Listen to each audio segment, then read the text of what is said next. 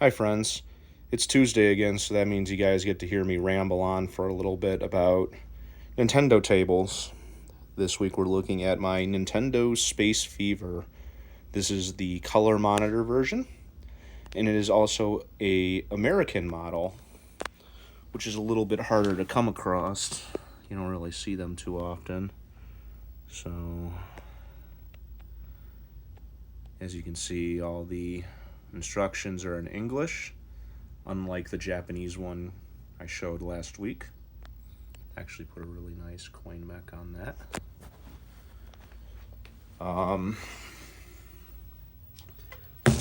Looking at the serial tag, it confirms that it's an American one. You can see that it says US, and that this is serial number 13. Very early. So, it's one of the first of these that they brought over, presumably. This one is in incredible shape, especially compared to my other Space Fever. There's almost no wear on the control panel. I need to do my due diligence and scan this. That way I can actually make new panels. So yeah, this one is a square corner table, as opposed to the later ones, which are rounded. And yeah, looking at the control or the stickers, it's a nice bright silver one in English. You'll see the same exact thing on the other side. So yeah, so let's take a look on the inside. So, looking in the power supply section, it's all stuff you've seen before in one form or another. This one has its original sticker on the transformer. It actually tells you what it's rated for, which is kind of cool. Once again, I have one of my fuse boards on here. Like I've mentioned in the past, these aren't the most reliable power supplies. And I actually had to repair this one. It had a blown out rectifier, so that could have done actually serious damage to the transformer. But in my case, everything was fine. Speakers there. Looking over, it's your standard Space Fever board set. It varies from the black and white version that you saw last week, as it has separate plugs for audio and video now. The audio actually, if I remember right, plugs directly onto the well, maybe not. Yeah, it plugs directly onto the soundboard now. And this is one of the first instances of them using that 6-pin connector, or at least Nintendo using it, at least for the purposes of video. Looking at this, and I actually can see that I still haven't recapped this monitor, which I probably should. This is still a Sanyo chassis, and they suffer from the same problems that the EZ20 does with the high voltage caps. So apparently I have to look into that once again. You might notice that there's actually a ribbon cable, and there is a kit. Filmer on Clove, Filmery, makes this awesome multi-kit for Space Fever that gives you access to Space Fever High Splitter, and Space Launcher. And it's really cool because, you know, all of those games are good, and it even saves your high scores. So,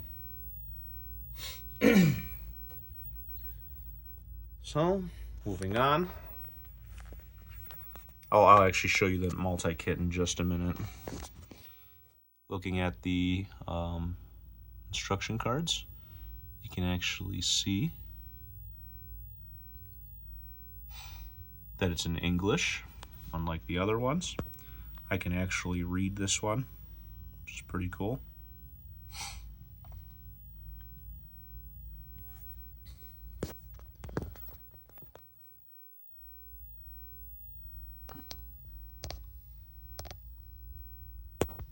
Shows all the adjustments and everything like that.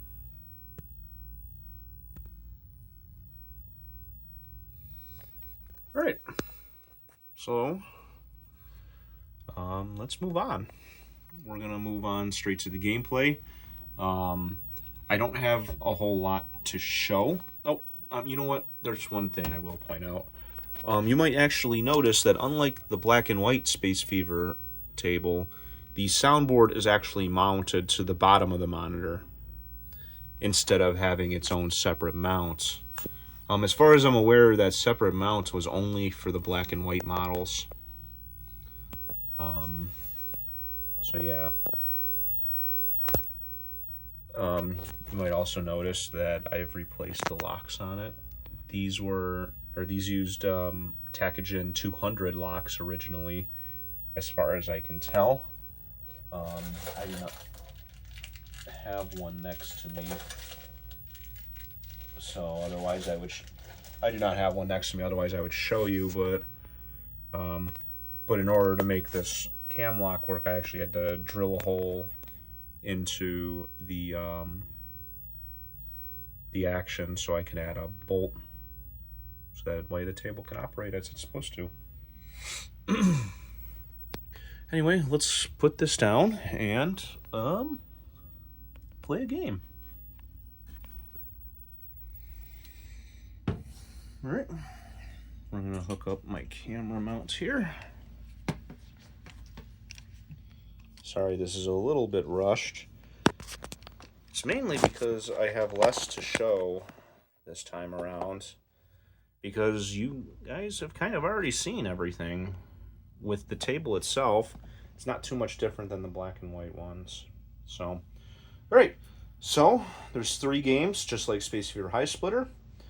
There's game A, where the invaders kind of are split in 2 columns.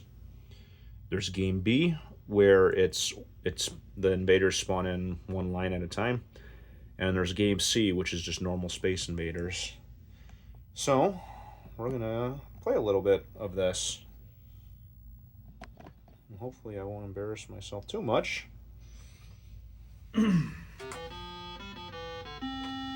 So, like with High Splitter, you put a coin in, you select one player game, and then you choose which game you want to play.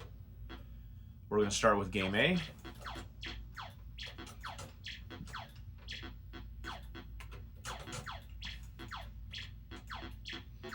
And basically when they come together, they go to the next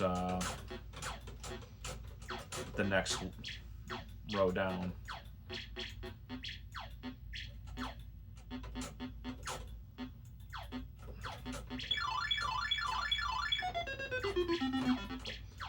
Yeah, there's not as much to this version,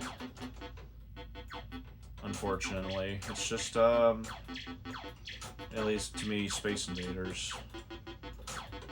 There's not a whole lot unique with it. But back then, Nintendo was a very different company. They were just trying to get a foothold. Really,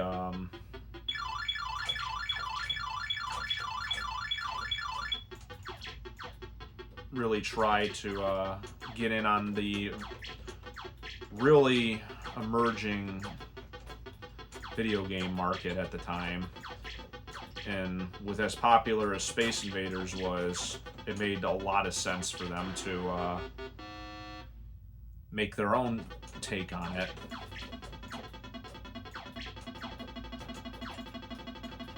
Now, fortunately, this gets pretty tough.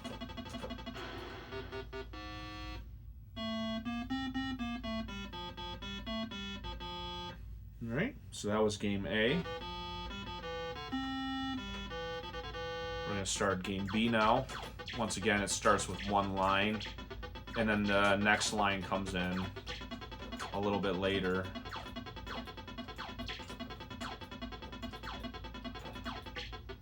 See? It even slows down when more are added, which is kind of cool. I think Game B is probably my favorite out of the ones that are shown here. Just because I think it's probably the most interesting.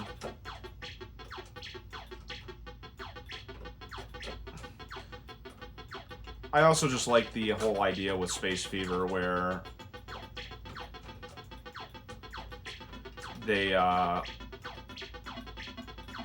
added 3 different variations of it to give the player a choice for their money. And the story goes that the person who used to own this machine, she used to play it back in the day in a bar in either the late 70s or early 80s, probably both. And she really likes this game just because she could choose between 3 different versions of Space Invaders. And she likes that she had the choice compared to other games. And after the bar was done with the machine, she ended up buying it from them. And eventually, it ended up in my possession. A good friend of mine had picked it up for me because this was actually in the Minneapolis area.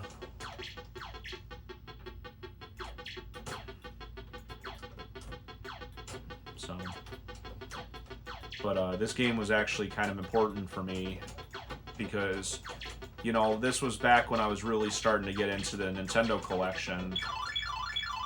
And I was starting to really solidify that, yeah, I really want to get these pre-Donkey Kong machines in particular, because not a whole lot of people know or even care about them. So, this is one of the first ones that I had actually acquired. Raider Scope and Hellfire I got beforehand, though. This was my second Nintendo table. So, now we're going to start Game C, which is just Space Invaders.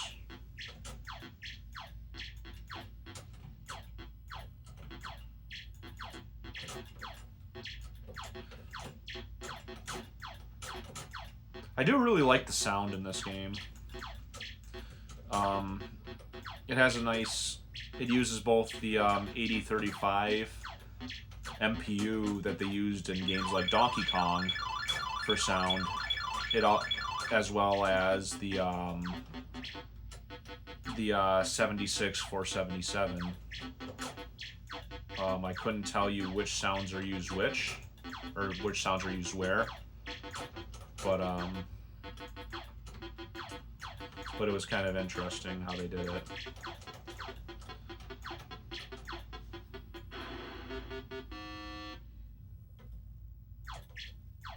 Oh, that's kind of interesting. The sound kind of broke there for a second.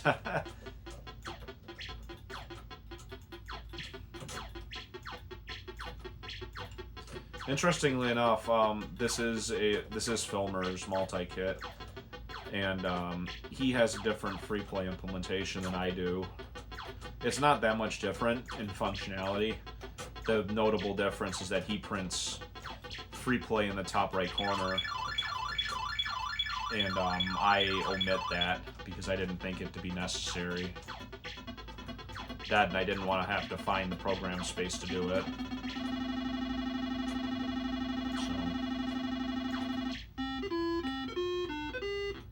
But it is pretty cool, though, still.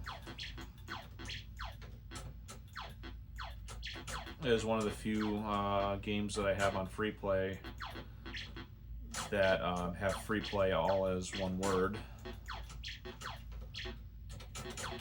It's also one of the few games where it has a free play mod that isn't mine that's running. It's only a few.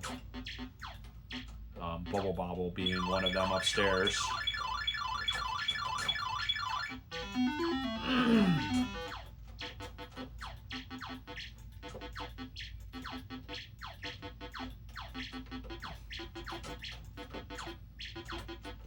Yeah, it's a pretty neat game overall.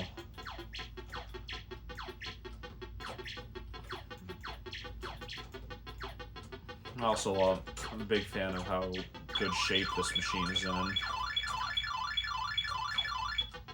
So, it was obviously loved and cared for. And if for some odd reason you're the person that sold it to my friend who got it for me, I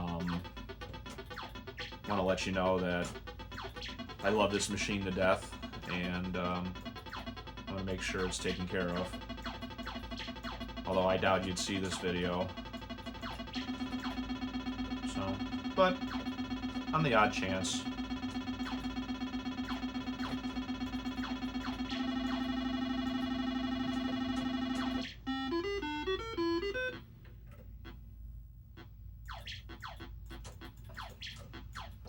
Yeah. It's kind of interesting how they do the colors. I know. I kind of wish I understood a little bit better how they do it, because I thought that they were fixed, but it almost seems like there's different banks, and it's able to switch.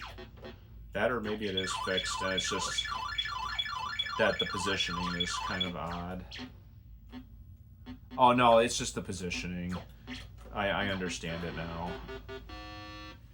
The gaps count as one line, it seems. So yeah, so the colors are indeed a fixed set. Well, actually, it turns all red, so I don't know. Maybe it can change. I was under they handle the color with a color prom on the I/O board.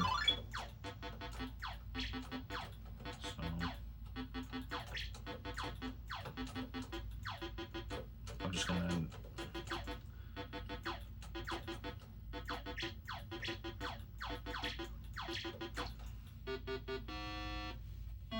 Almost beat the high score. That's okay. Alright. So that was all 3 games. Now to show you the multi-kit.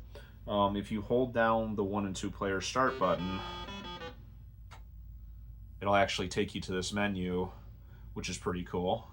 You can actually change the dip switch settings in here, which is awesome. So, but yeah, no, I'm just gonna leave it the way it is. I like that I can set it to be an upright, so that way I don't have to worry about it flipping the screen.